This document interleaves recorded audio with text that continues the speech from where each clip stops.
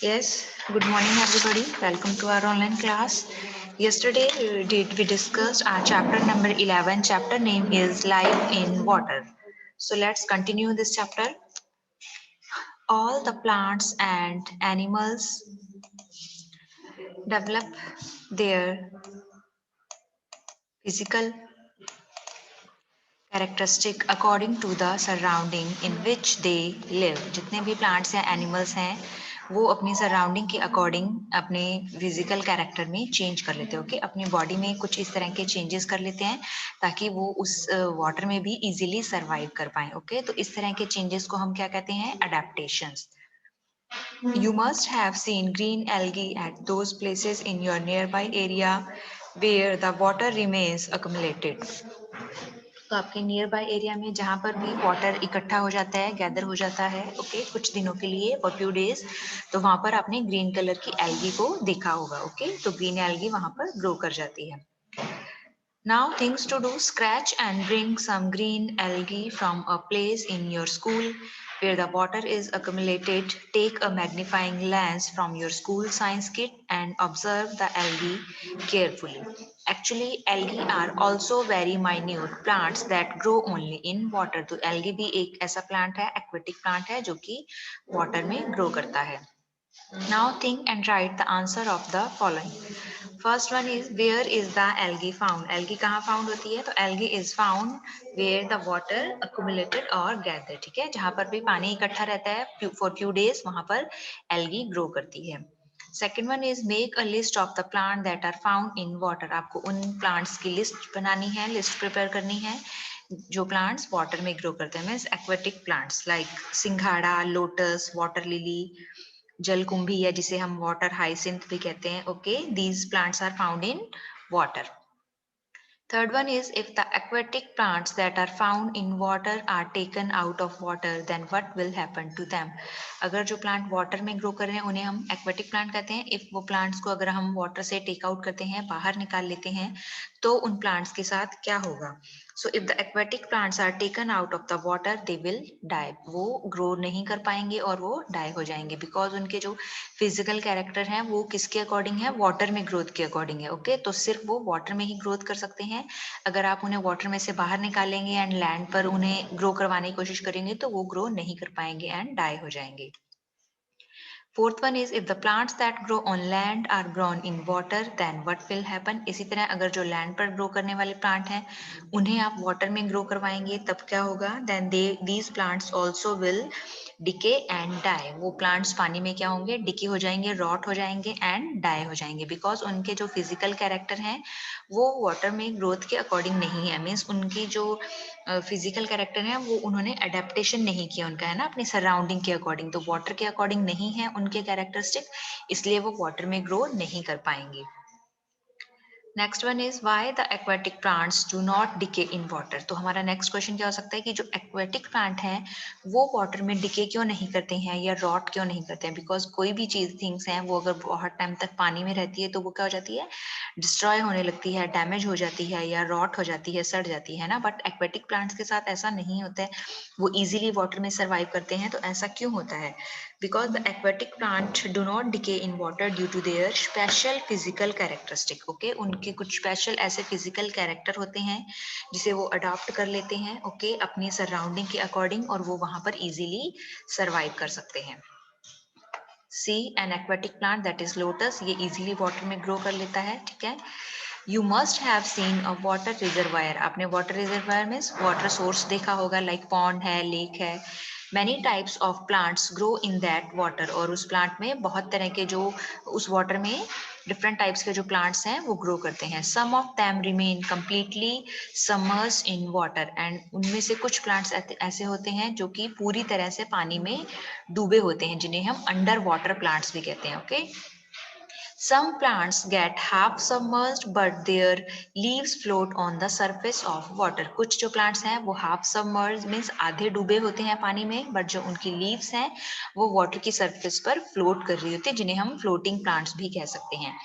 and some of the plants also grow in flowing water and some grow in stagnant water. इसी तरह कुछ aquatic plants होते हैं जो कि flowing water में मीन्स बहते हुए पानी में भी easily grow कर लेते हैं and कुछ जो plants हैं वो stagnant मीन्स जो ठहरा हुआ पानी होता है, रुका हुआ पानी, उसमें grow करते हैं. Okay, तो aquatic plants भी different kinds के हो सकते हैं like floating plant, fixed plant and underwater plants. Now, points for discussion are which is the plant completely submerged in water and how do its leaves look like?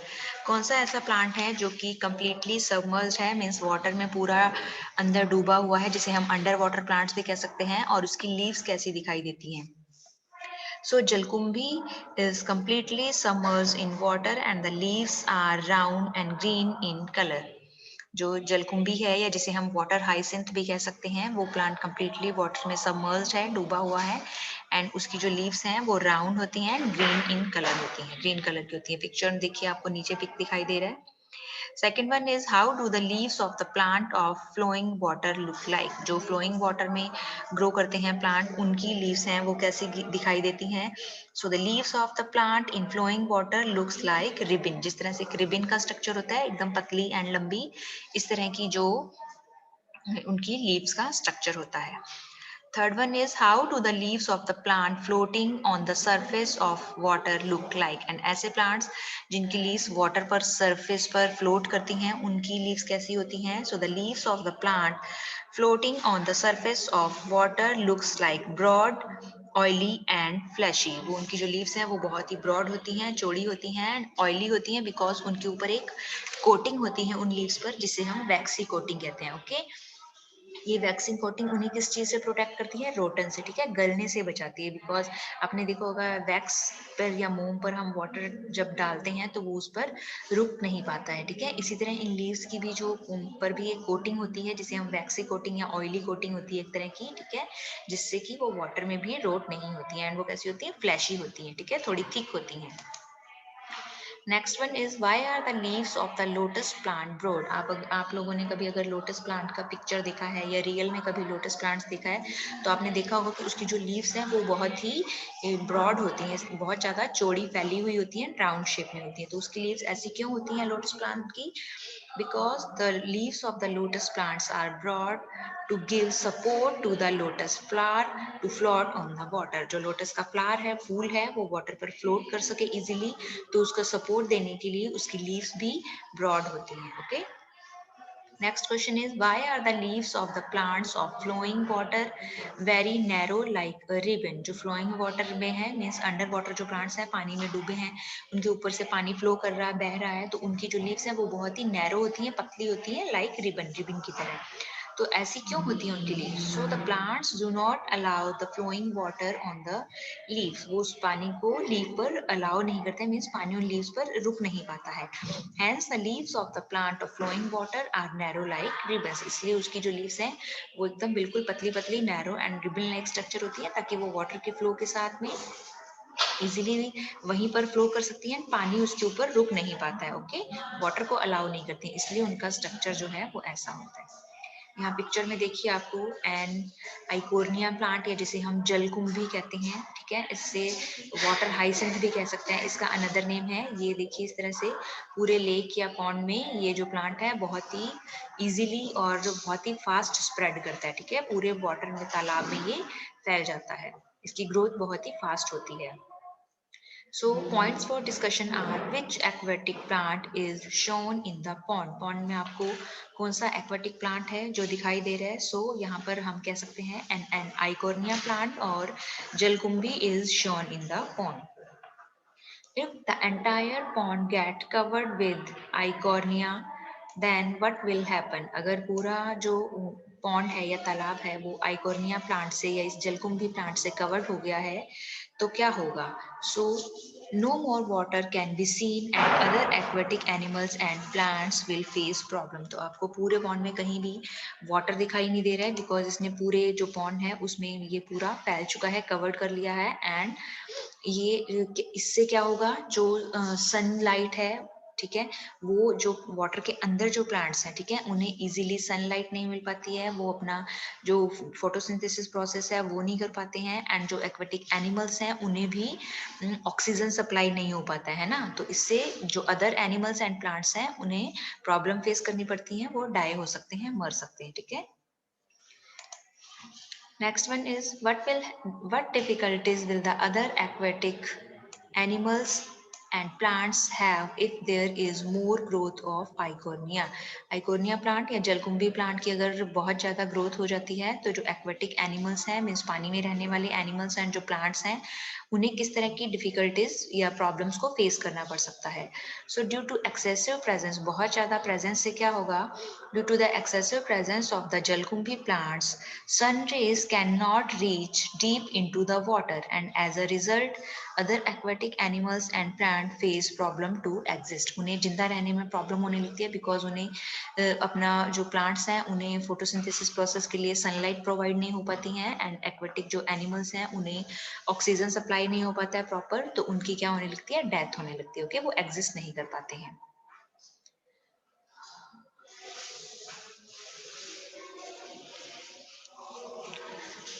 Now, teachers are expected to help the student to answer the question under discussion by the use of library and materials. आप अपने teacher से भी इन points को discuss कर सकते हैं. Now, you must have understood that the Eichhornia plant spread very fast in the pond or lakes, etc., on its own without growing and cover the water surface of the entire pond.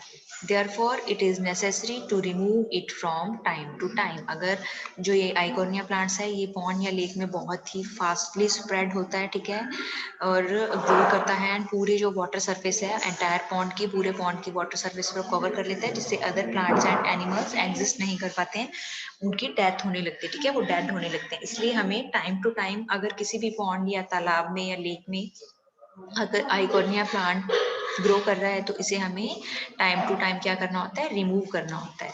Now what we learn in this lesson, we learn aquatic plants live in water. Aquatic plants कहाँ रहते हैं, पानी में रहते हैं, and aquatic animals also live in water.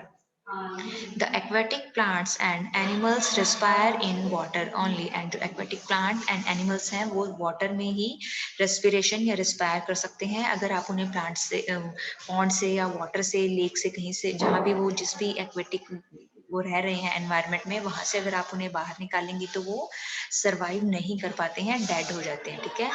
Plants को क्या चाहिए होता है फोटोसिंथेसिस प्रोसेस के लिए, कार्बन डाइऑक्साइड का नीड रहता है, तो वो वाटर में डिजोल्व कार्बन डाइऑक्साइड को यूज करते हैं, ठीक है। जिस तरह एयर में ऑक्सीजन एंड कार्बन डाइऑक्साइड होती है, जो प्लांट्स हैं वो फोटोसिंथेसिस प्रोसेस में कार्बन डाइऑक्साइड का यूज करते हैं एंड ऑक्सीजन रिमूव करते हैं, एंड जो ह्यूमन बींग्स या एनिमल्स हैं वो रेस्पिरेशन के लिए, सांस लेने के लिए ऑक्सीजन का यूज करते हैं, और किसे क्या रिमूव करते हैं, कार्बन डाइऑक्साइड, जिसे कि प्लांट यूज करते हैं। ऐसा ही सेम प्रोसेस वाटर में भी होता है। जो एक्वेटिक प्लांट्स हैं वो फोटोसिंथेसिस प्रोसेस करके जब अपना फूड बनाते हैं तो वो वाटर में प्रेजेंट कार्बन डाइऑक्साइड को यूज करते हैं एंड क्या गिव आउट करते हैं, ऑक्सीजन, ठीक है।